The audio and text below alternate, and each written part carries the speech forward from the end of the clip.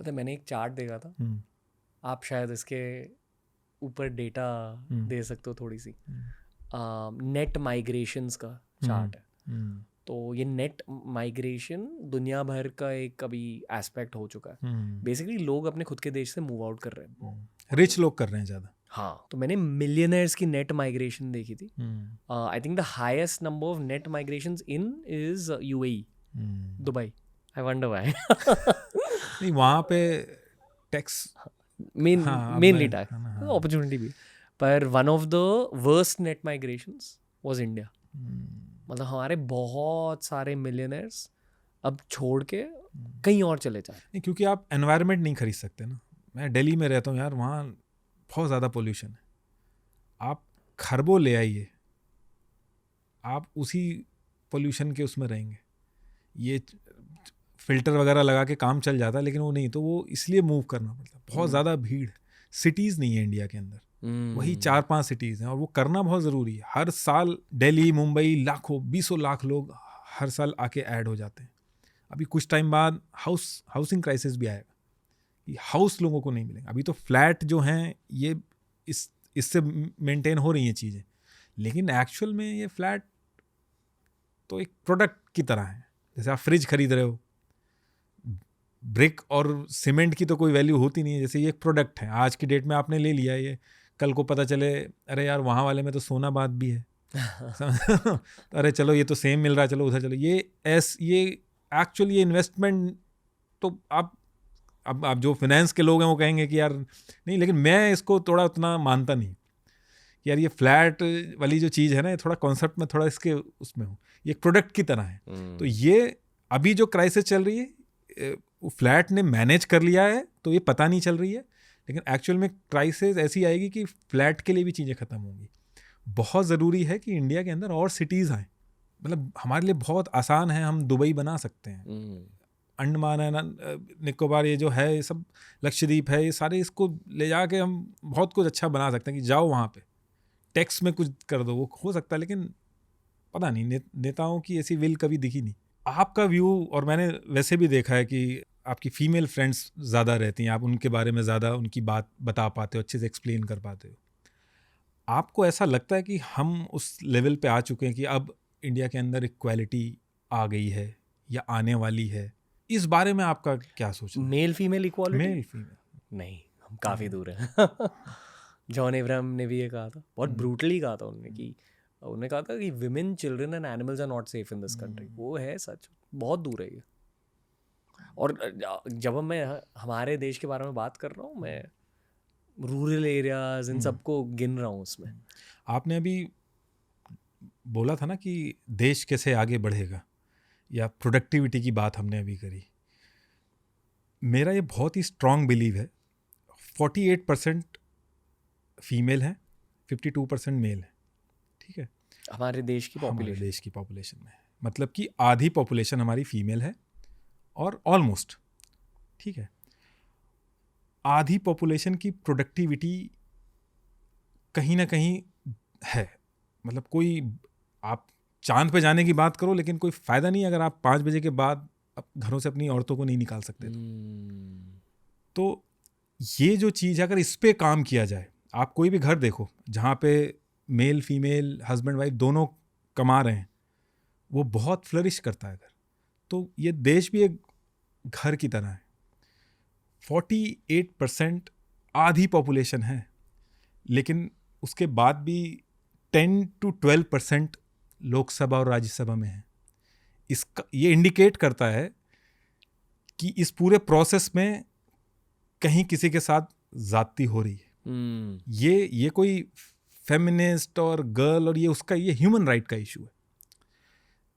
जैसे जब देश आज़ाद हुआ था, तो अंग्रेज ऐसा नहीं है कि गला काट रहे थे रोड पे बैठ के, वो हमें ऊंची पोजीशंस पे नहीं जाने दे रहे थे, वो हमारे साथ बुरा व्यवहार कर रहे थे, अपने आप को सुपीरियर समझते थे, पावर अपने हाथ में रखते थे, यही तो करते थे। तो हमने जो आज़ादी ली, क्या वो 50% जनता ने ली क्या आज़ादी? पेनफुल। तो अब एक लड़की जो घर में रह रही है, अभी जैसे कहा, मजाक उड़ाया जाता है जैसे कि, और ये मैं बिल्कुल उसमें नहीं बोल रहा हूँ कि वुमेन राइट और इसके, मैं ये ह्यूमन राइट के एंगल से मैं समझाने की कोशिश कर रहा हूँ। और जब इस चीज़ को आप मतलब लोग भी सुने तो उसको ऐसे सुने कि अपनी सिस्टर अपनी मदर को रख के देखेंगे तो शायद समझ में आए।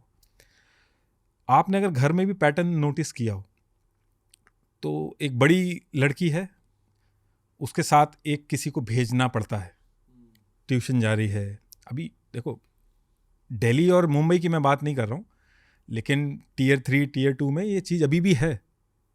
मुझे खुद जाना पड़ता था क्योंकि सिस्टर को ट्यूशन जाना है, तो एक आदमी वो लगी हुई है। ये तो एक चीज़ हो गई। घर वाले भी इस 48% जनता जो है, जो फीमेल है, इसके साथ सबसे ज़्यादा जो गलत कर रहे हैं वो माँ बाप कर रहे हैं।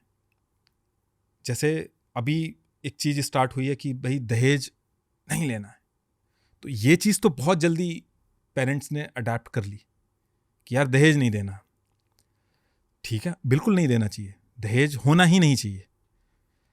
लेकिन दहेज ना देने के बाद आप प्रॉपर्टी में भी उसको हिस्सा दो। आपने देखा होगा कि एक आदमी है, वो ऑफिस में है, फीमेल बॉस है, वो उसको गाली देगी, सुन लेगा। कलीग है, उस पर कभी हाथ नहीं उठाता। रास्ते में भी फीमेल मिलेगी, उसको ऐसे नहीं है कि मार देगा, मुझे गुस्सा आ गया। घर के अंदर भी चाची ताई अलग अलग हैं, उन पे भी हाथ नहीं उठाएगा। वो मारता किसको है? वो जाके मारता है उसको जिसका पता है कि ये कुछ कर नहीं सकती, इसका घर नहीं है, इसके पास पैसे नहीं है, जॉब भले ही वो 1 लाख की करती हो लेकिन वो जॉब छुड़वा दी जाती है। और घर का ऐसा कोई काम नहीं है जो यार पैसे से हो नहीं सकता। मैंने कई ऐसे केसेस देखे हैं जहाँ पे 20,000 15,000 30,000 में घर के काम हो जाते हैं, और 1 लाख रुपए की जॉब करने वाली को छुड़वा दिया जाता है। जब तक ये 48% जनता केपेबल नहीं बनेगी, प्रोडक्टिविटी हमारी नहीं बढ़ेगी, तब तक ये चीज़ हो नहीं सकती। मतलब आप देखोगे हर जगह ये डिफरेंस इंडिया के अंदर आपको दिखेगा। एक आदमी नंगा होके यूरिनेट कर दे रहा है रोड पे, वो कोई बड़ी चीज़ नहीं है। उसी सेम रोड पे एक लड़की अगर शॉर्ट स्कर्ट में है, वो ज़्यादा बड़ी दिक्कत है। आप समझ रहे हो ना? आप कह रहे हो कि कंट्री की कोर प्रॉब्लम यही है, क्योंकि हाँ। कंट्री की प्रोडक्टिविटी कम हो चुकी है।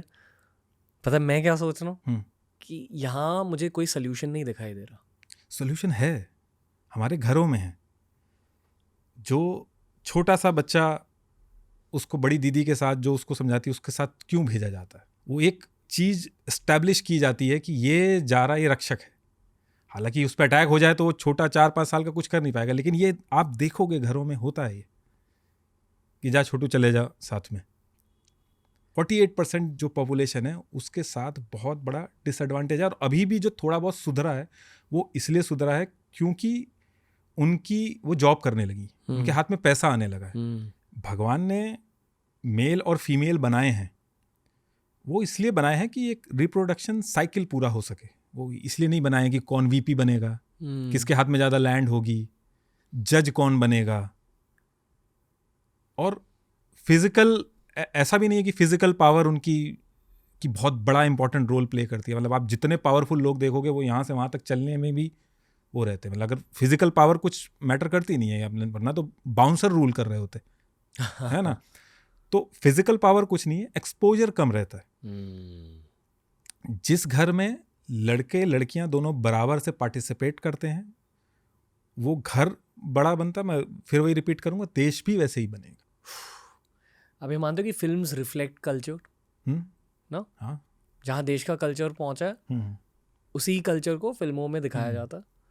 इसलिए मुझे लापता लेडीज देखकर बहुत अच्छा लगा। यही बताया गया था, उसकी कोर मैसेज यही थी कि लड़कियों को खुद पैसे कमाने चाहिए और खुद की रक्षा करना बहुत अच्छी आना चाहिए, स्ट्रीट स्मार्ट बनना चाहिए, बहुत अच्छी एक्सपोजर। अगर आप कह रहे हो कि द सोल्यूशन इज मनी, ठीक है, फाइनेंसेस बेसिकली, और मान लो कि उनकी फैमिली से उन्हें कुछ पैसा नहीं मिल रहा हाइपोथेटिकली, तो मैं एक इंजीनियरिंग माइंडसेट लगाऊंगा यहाँ। मुझे लगता है कि फिर हर लड़की को पर्सनल फाइनेंस स्किल्स और स्टॉक मार्केट स्किल्स सीखनी चाहिए। हाँ, पैसा अपने हाथ में रखना चाहिए, तब वो होगी। आप दिखा दो ऐसी कोई लड़की जिसके नाम पे इतने बीघा ज़मीन हो और उसके साथ उसको जला दिया गया हो या उसको मार दिया गया हो। कल्चरल शिफ्ट और ये हमें शुरू से स्टार्ट करना पड़ेगा। हमारे लाइफ टाइम में हो गई है। हो सकता है अगर ये पॉडकास्ट देखेंगे लोग, मे बी 10 लोगों को समझ में आ जाए। पता है ये जो मैंने लापता लेडीज के बारे में कहा, मैं मानता हूँ कि उस फिल्म की वजह से ना बहुत सारे मर्दों के दिमाग थोड़े से बदलेंगे। वो फिल्म बहुत पावरफुल थी। शादी हो चुकी है? कब शादी करी थी आपने? 2019 में। मतलब आप 30 साल के थे। आपने शादी क्यों करी? क्योंकि मुझे एक्चुअल में एक पार्टनर की ज़रूरत थी। मुझे ऐसा लगता है कि max relate, type A personality relate. जब एक पार्टनर मिल जाता है लाइफ जर्नी में तो चीज़ें आसान हो जाती है, स्टेबिलिटी मिल जाती है। स्टेबिलिटी आ जाती है। और अभी भी मैंने बहुत सारी ऐसी चीज़ें की हैं लाइफ में जो मेरी वाइफ के बिना वो पूरी हो नहीं पाती। जैसे मतलब कई सारी चीज़ें, मैं बहुत ज़्यादा रैंडम चीज़ें करने की कोशिश करता हूँ जहाँ वो रोक देती है। अभी जो जैसे मेरा बिजनेस, जो मेरी फर्म है, यूएस बेस्ड फर्म है, तो उसको वो संभाल लेती हैं, मैं इधर ये कर लेता हूँ। उससे भी ज़्यादा जो मेंटल हेल्थ रहती है एक इंसान की, और एंजाइटी वगैरह, ये सब आपको पता ही है कि कितनी बड़ी चीज़ें रहती हैं, लोग एक्नॉलेज नहीं करते हैं। हर चीज़ में एक एड ऑन रहता है, लेकिन हम लोग रहते एकदम गर्लफ्रेंड बॉयफ्रेंड की तरह। अभी भी रोमांटिक हो? हाँ, रोमांस तो रहता ही है। रिस्पेक्टफुल, एक टाइम के बाद रिस्पेक्ट करते हैं एक दूसरे को। आप मैरिड हो? आई थिंक शादी हो जाएगी जल्दी। मैं पर एक प्रैक्टिकल नज़रिए से भी मैरिज पर रिसर्च कर रहा हूँ आप जैसे लोगों से मिलकर कि बताओ। नहीं, करनी चाहिए यार। आप अकेले रहोगे, मतलब आप अल्टीमेटली आपने जैसे बताया ना कि यार जैसे जैसे मेरी ग्रोथ हो रही है, पॉपुलैरिटी मिल रही है, समझ में आ रहा है कि सब ह्यूमन कनेक्ट से हटता जा रहा हूँ, वो चीज़ फुलफिल करेगी आप। कि मेंटल हेल्थ इम्प्रूव हुई मैरिज के बाद? एटलीस्ट एक्नॉलेज हो जाती है कि ये चीज़ है। क्या बात बोली आपने, एटलीस्ट एक्नॉलेज हो जाती है। एक्नॉलेज हो जाती है। और वहाँ से कि जैसे एक फ़ोन है ना, बड़ा बेसिक सा एग्जांपल है, जैसे फ़ोन है, फ़ोन आप दिन भर चला रहे हो और फिर उसको आपने लास्ट में चार्ज करना पड़ता है, नहीं डेड हो जाता है। तो मेंटल हेल्थ भी ऐसी है, जब एक बार आप एनालाइज कर लेते हो आपका स्ट्रेस कहाँ पे है, आपका किस तरीके से आप काम तो कर रहे हो लेकिन मेंटल हेल्थ सच में आपकी ख़राब है, आपको कोई थर्ड पर्सपेक्टिव मिलता है जब कहीं से, तब आप उसके बारे में सोचते हो कितनी इंपॉर्टेंट है, फिर आप उस पर काम करते हो, फिर उसका सोल्यूशन तो निकल जाता है। आप अलग अलग तरीके अपना के, कई बार आप देखते होगे कि यार आपको पता नहीं क्यों बुरा लग रहा है, तो इसको एक डब्बे की तरह हम लोग मतलब डिस्कस, हाँ, तो ये एक गार्बेज का डब्बा है ये। तो जैसे मान लीजिए कल कुछ हुआ, आज कुछ हुआ, छोटी छोटी चीज़ें जो हो रही हैं वो भरता रहता है, और जब वो पूरा भर जाता है तब हम यार बुरा लग रहा है, और एक्चुअल में उसका रीज़न ही नहीं पता होता, लेकिन वो छोटी छोटी चीज़ों से जाके भरा होता है। वो जो छोटी छोटी चीज़ें हैं, वो जो एक तीसरा बंदा बैठ के आपको देख रहा है, एनालाइज कर रहा है, वो तुरंत बता देगा। मेरे एक मेंटर है किरण खालप, उन्होंने इसी चीज़ को डिस्क्राइब किया था एक गाड़ी के एग्जाम्पल के साथ। उन्होंने कहा था कि दिन भर ऐसे मोमेंट्स होते हैं जहाँ एक्सेलरेटर और ब्रेक दोनों एक साथ में दब जाते हैं और उससे जो इंजन में डैमेज होती है वो इंजन में रस्ट आने लगती है, और इसी रस्ट को हम कहते हैं मेंटल हेल्थ इश्यूज। सच है, mental health issues over time collect होता है। और आप थोड़ी सी फिजिकल एक्सरसाइज भी आप कर लेते हो, तो फिजिकल एक्सरसाइज, मेडिटेशन और प्यार प्यार सबसे पावरफुल मेडिसिन। फिजिकल एक्सरसाइज का तो मैंने फिगर आउट कर लिया, एक जब मुझे एक वो फेमस एक्सरसाइज के बारे में पता चला। क्या?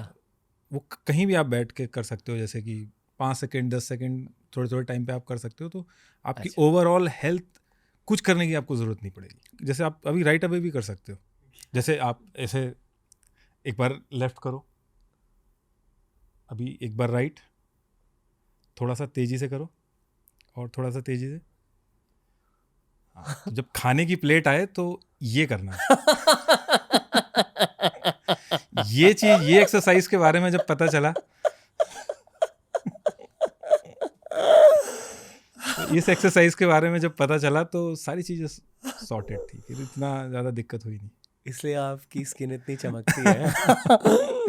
बहुत तेजी से करना है, मतलब हल्के से करोगे तो फिर वो इम्पैक्टफुल नहीं रहेगा। दोस्तों ऐसे ही बहुत सारे क्लिप्स अपलोड किए हैं इस चैनल पर, चैनल को एक्सप्लोर करो, देखते जाओ और सीखते जाओ।